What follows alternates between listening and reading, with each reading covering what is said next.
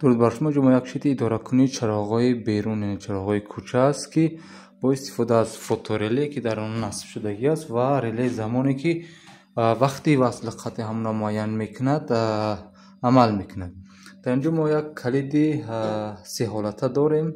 کلید گردان سه حالته که حالت خاموش است، حالت دستی است و حالت خودکار. دو چراغ دیگر هم اینجا از چراغ حمایه و وصل.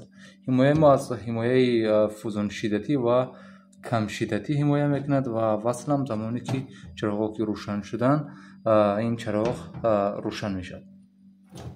داخلش هم اگر بریم اینجا نقشش است. نقشه اگر مشاهده کنیم بهترش در این شکل، یعنی اینجا بینیم ما QA41 اتوماتی 3 فازه داریم و KF2 حمایه‌ای از 3 فازه است، پیگیری فازا که اینجا اشارهش هم میگیم و 3 تا چراغ اینجا پای در پای چراغ 1 2 3 این فازا را استفاده میکند. این رله زمان است و این دو چراغ هم یک تاش هم حالت وصل خط بودنی چراغ بیرون یعنی چراغ کوچه است و دیگرش هم حالت حمایه‌ای که از KF2 یعنی همون پیگیری فازایی که ما اینجا داریم از اون استفاده میشه. خب قسمتی عملکردش هم ما یک اتومات حمایوی داریم برای وصل قطع کردن مدار فرمان. از اینجا زمانی که حمایه ما در حالت نرمالی است یعنی یگان حمایه نیست، تیغه بستش اینجا و مشاهده کنیم اگر TC با TB و اینجا هم یک کلید گردان دیگه است که سه حالت است، یعنی حالتی اگر حالت دستی شبید این طرف دستی است، این دستی که بینید به واسطه کانتاکتور ما را راه اندازی میکند و حالت گیم اتوماتیش خودکارش هم با استفاده از تیغه KF2 که رله زمان بود و BK1 رله زمان و KF2 که این حمایه این بود رله همون روشنایی بود. این رله روشنایی از فوتورله که در بیرون از ما هست یعنی از همین تیغه همون استفاده میکنیم.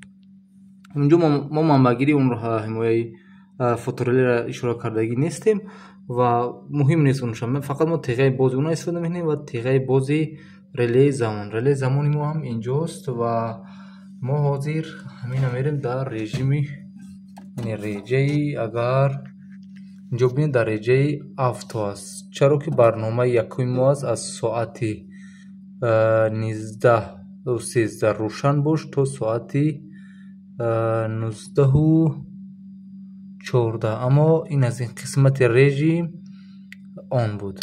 ما خاموش میکنیم و بازگشته در رژه آن میمونیم. شما وقت اینجا نیاز است که تعیین کنید که از ساعت چند تا چند باید کار کند. این رله زمان تنظیماتش هست، این داخلش 20 تا برنامه دارد، یعنی وابسته از روزهای هفته. این رله زمان هفته ای است، وابسته از روزهای هفته و همون ساعت کاری که شما تعیین میکنید یعنی ساعت وصل، ساعت قطع، از ساعت چند تا ساعت چند کار کند این عمل میکنید. هم حمایه ما اینجا فوزون شدتی و از کم شوی شدت استفاده میکنیم.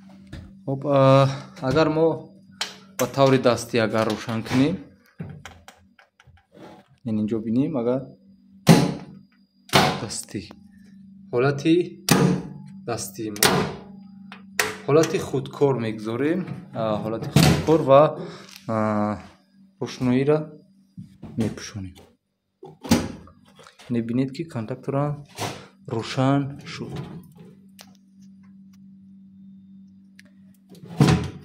خب و باز زمانی که باز هوا روشن می شود باز گشته این خاموش می شود.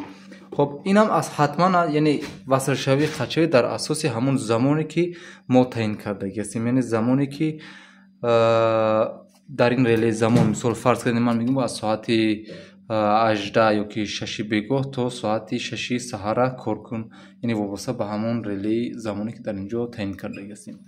ما مدار قدرتش هم از این اتومات 3 فازه میگه با استفاده از این کانتاکتور و اینجا 3 تا ما تقسیم بندی کرده هستیم. خروجی که از اینجا ما یک فاز و یک نیترال جای استفاده میکنیم برای چراغ.